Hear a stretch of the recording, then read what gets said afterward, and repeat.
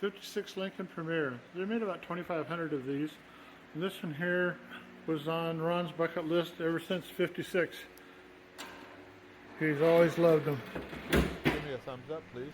And he finally got this one here, 50 years ago.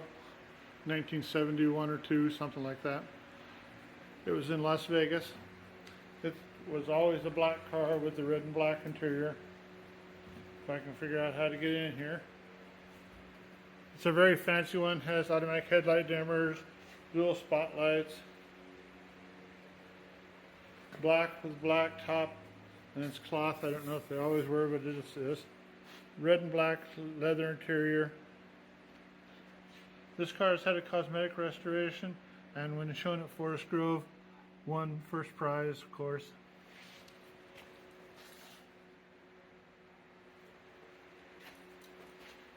It's a very deluxe one.